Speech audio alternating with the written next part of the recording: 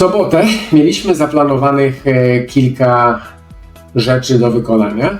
Pierwszą z nich było to, żeby udać się do Malborka i wykonać lekkie rozpływanie na trasie wyścigu. Następnie, aby kibicować mojemu synowi Kubie w wyścigu na 500 metrów w kategorii wiekowej 8-9, w którym brał udział. I oczywiście oddać rower i cały sprzęt do strefy zmian, tak aby gotowy był na start w niedzielę rano.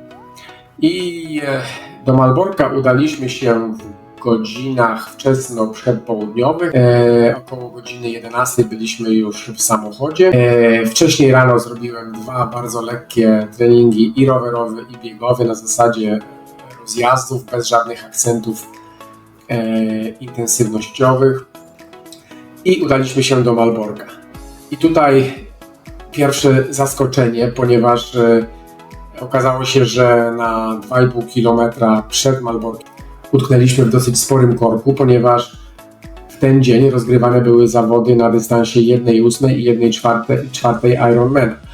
I trasa, która prowadziła z Malborka ze strefy zmian na pętlę, akurat pokrywała się z odcinkiem trasy, którym dojeżdżaliśmy my do Malborka z naszego zakwaterowania. Przez 2 km staliśmy w korku, aczkolwiek ruch był wahadłowy i po 10-15 minutach udało się wjechać do centrum Malborka, zaparkować i na spokoju zrealizować wszystkie rzeczy, które chcieliśmy zrealizować.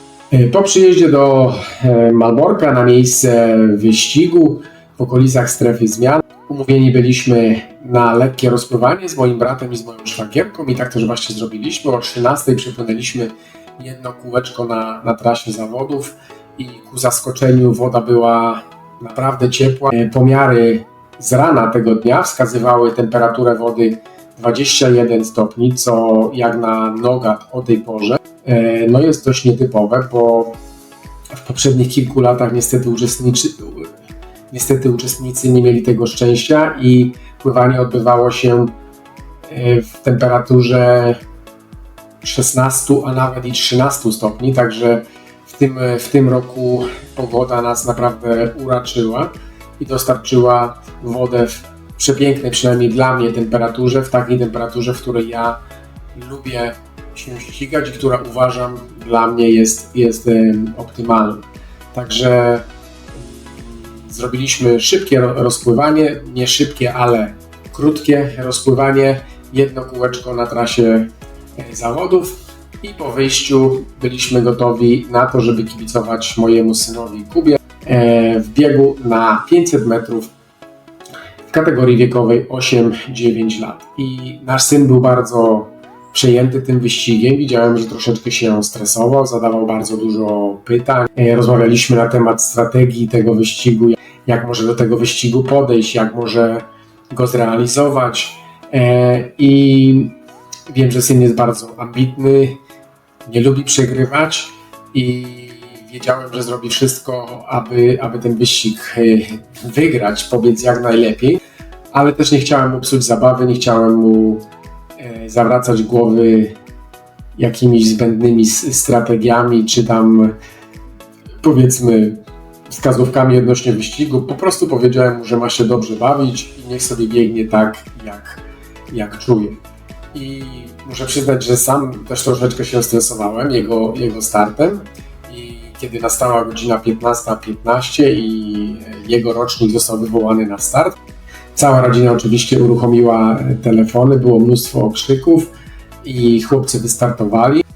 I ja ustawiłem się na mniej więcej 50-60 metrów przed metą, żeby też zobaczyć z perspektywy, no jak wygląda finisz i na jakim etapie jest Kuba.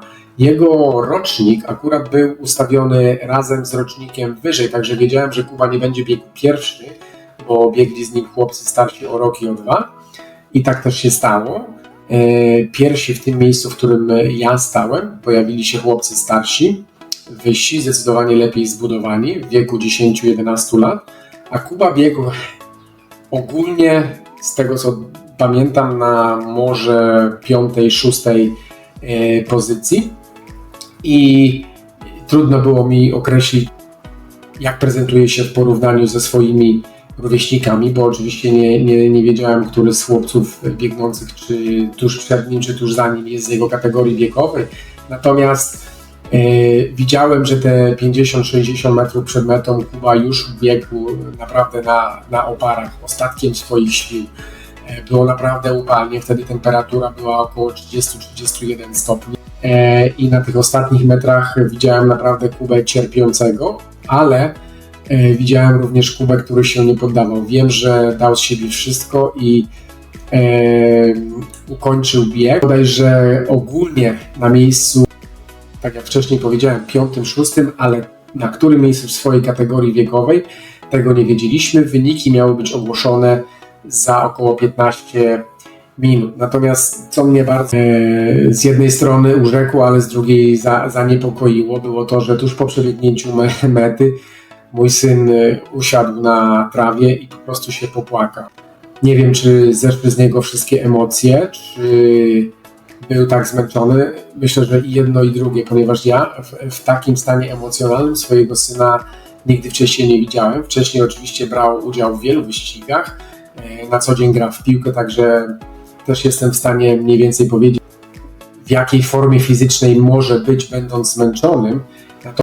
Tak cierpiącego dziecka, swojego syna, nigdy wcześniej nie widziałem. On płakał z bólu, który był spowodowany, nie wiem, prawdopodobnie tym, że jego mięśnie były całkowicie zakwaszone, prawdopodobnie po trochu tym, że być może zabrakło mu tchu, zabrakło mu po prostu oddechu i było mu też bardzo gorąco, był otoczony mnóstwem ludzi, być może brakowało mu powietrza i naprawdę płakał, powtarzając, że po prostu bolą go nogi, bolą go mięśnie. Uważam, że po prostu bardzo w tym wyścigu się przepalił. Także moim zadaniem było schłodzenie jego organizmu, schłodzenie jego mięśni. Wylewałem na niego litry wody i po kilku minutach, może 3-4, ten taki pierwszy ból przeszedł. Kuba przestał płakać. Akurat wtedy w pobliżu też spostrzegłem, że była pani z pomocy medycznej, którą na wszelki wypadek wezwaliśmy. Kuba wytłumaczył, że troszeczkę bolą go mięśnie. Wydaje mi się, że mógł też lekko naciągnąć jeden z mięśni i dzięki uprzejmości właśnie tejże pani z pomocy medycznej udało się ten mięsień rozmasować i po może 10-12 minutach Kuba wrócił do pełnej dyspozycji, wciąż nie wiedząc, które miejsce zajął w swojej kategorii wiekowej. Później udaliśmy się do strefy, gdzie te wyniki miały być ogłoszone i rzeczywiście za około 15, może 20 minut pojawiły się one i okazało się, że Kuba swoją kategorię wygrał. Spodziewaliśmy się, że tak mogło być, ponieważ moja żona nagrała końcówkę tego wyścigu i widać było, że te osoby, które ukończyły przed Kubą, to były dzieci starsze. Natomiast Kuba ukończył praktycznie równocześnie z jednym ze swoich rówieśników i myślę, że tam decydowały milimetry. Fotofinish tak zwany, ale okazało się summa summarum, że Kuba tę rywalizację wygrał i zdobył pierwsze miejsce w swojej kategorii wiekowej.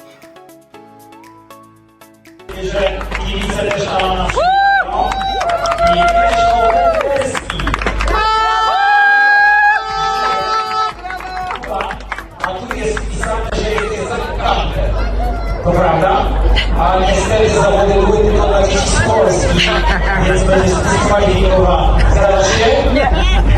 Dobrze.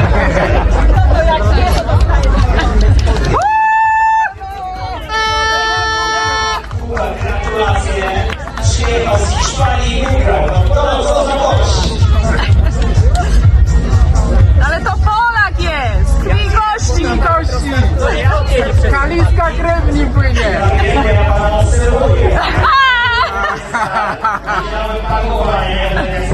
A, tak jest, tak jest. Brawo! Brawo! A jest, proszę Państwa, zapraszamy na pizzę. Dziulas, pokaż nagrodę! Otrzymał wspaniałe zwycięstwa, otrzymał zegarek Garmina. wiele innych cudnych nagród, także no wspaniały był to moment dla nas, dla całej naszej rodziny, dla wszystkich kibiców, którzy tam się pojawili, ale także dla samego Kuby, który widziałem, że był z siebie bardzo dumny i odetchnął z ulgą, dowiadując się, że ten wyścig wygra. Także to była druga rzecz, którą odhaczyliśmy tego właśnie dnia. Trzecią rzeczą było oczywiście zostawienie roweru w strefie zmian i wszystkich rzeczy potrzebnych do wyścigu w strefie zmian, które było zaplanowane na godzinę 17:15. Także mieliśmy około 1,5 godziny do tego wydarzenia, które wykorzystaliśmy na odpoczynek, na posiłek i jak przyszła godzina 17:15, zostawiłem rower w strefie zmian i udaliśmy się na zasłużony wieczorny odpoczynek.